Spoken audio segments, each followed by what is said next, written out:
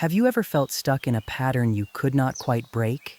You make a plan, you set a goal, you tell yourself, this time will be different, and then somehow, you find yourself right back in the same old reaction, the same hesitation, the same frustration, the same self-doubt, the same habit you thought you had outgrown.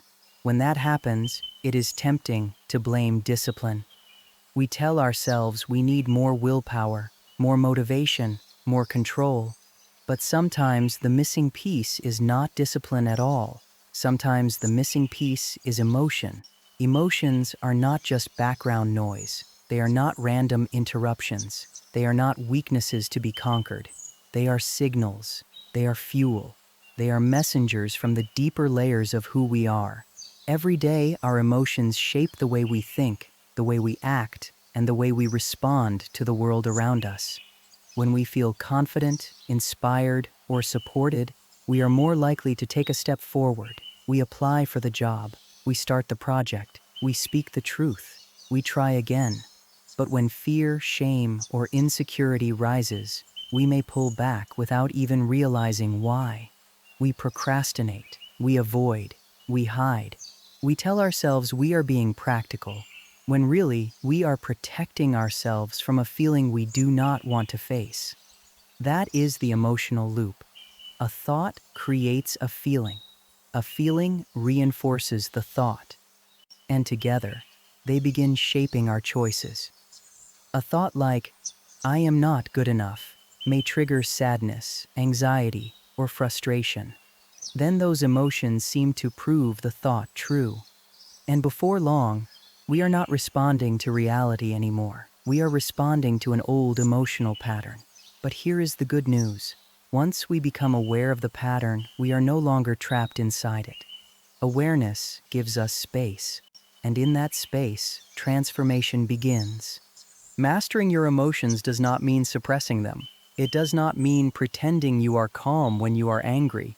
It does not mean pretending you are fine when you are hurt. It does not mean painting a smile over something that needs your attention. Emotional mastery begins with honesty. It begins with the simple willingness to say, this is what I am feeling. That may sound small, but it is powerful. Because the moment you can name an emotion, you are no longer completely ruled by it. You have stepped back just enough to observe it. This is where mindfulness becomes useful. Mindfulness is not about emptying the mind or becoming perfectly peaceful. It is the practice of being present with what is happening inside you without immediately judging it, fixing it, or running from it. Imagine anger rising during a difficult conversation. The old pattern might be to snap back, defend yourself, or shut down. But mindfulness creates a pause. You notice, I am feeling anger right now. That little moment of noticing can change everything. It gives you the chance to choose your response instead of being pulled into your reaction. Another useful practice is to pause and reflect. When a strong emotion appears, ask yourself, what am I feeling right now? What is this emotion trying to tell me? Is there another way to see this situation? Fear may be telling you to prepare. Anger may be showing you where a boundary has been crossed. Sadness may be pointing towards something that needs care. Excitement may be inviting you toward growth. Your emotions are not always giving you the whole truth, but they are almost always giving you information. Journaling can help bring that information into the light. When you write honestly about what you feel, hidden patterns begin to reveal themselves. You may notice that certain people leave you drained. Certain situations make you anxious. Certain thoughts appear right before you give up on yourself. And that is not failure. That is insight.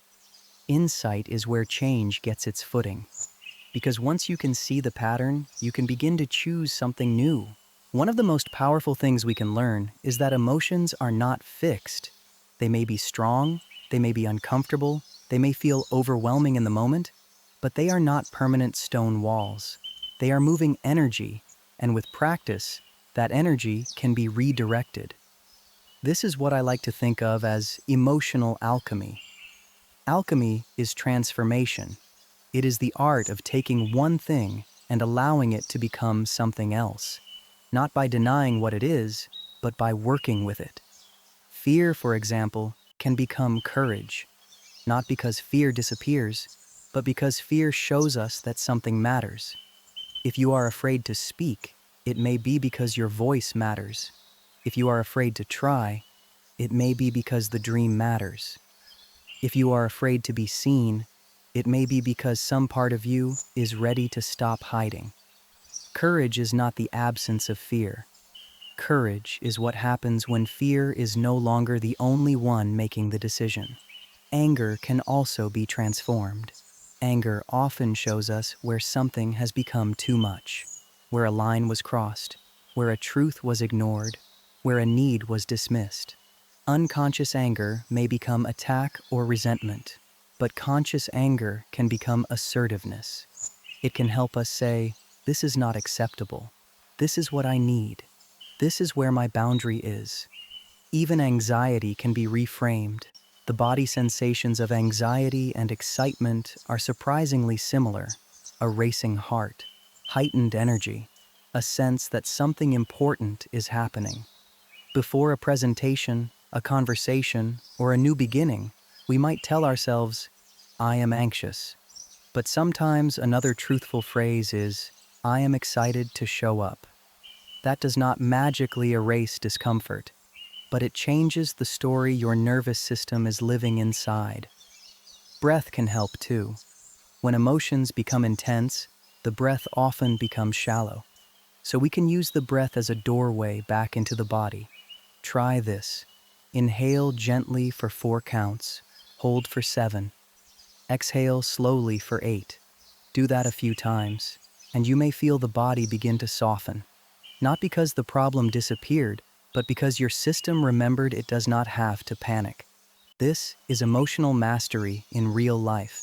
Not perfection, not constant calm, but the ability to pause, listen, shift, and choose. Emotional transformation does not usually happen all at once. It happens in small moments. The moment you pause before reacting, the moment you name what you feel, the moment you write the truth in a journal instead of swallowing it, the moment you take one deep breath and choose not to abandon yourself. Over time, those moments become a new way of living. You begin to understand your inner weather. You learn which thoughts create storms, which habits numb the discomfort, which choices bring you back to yourself. This is also where emotional intelligence grows. Emotional intelligence is the ability to recognize, understand, and work with your emotions. It is also the ability to recognize that other people are having emotional experiences too. Self-awareness, self-regulation, empathy, motivation, connection. These are not just nice ideas. They are life skills. They shape our relationships, our work, our health, our choices, our sense of purpose. And in the digital age, this matters even more.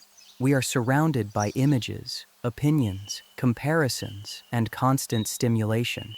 It is easy to mistake someone else's highlight reel for the truth.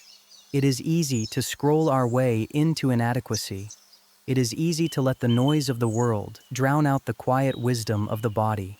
So we practice returning. Returning to the breath. Returning to the body.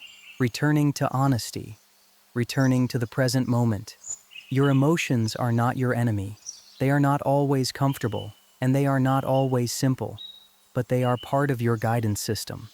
They can show you where healing is needed. They can show you where courage is waiting. They can show you where change is ready to begin.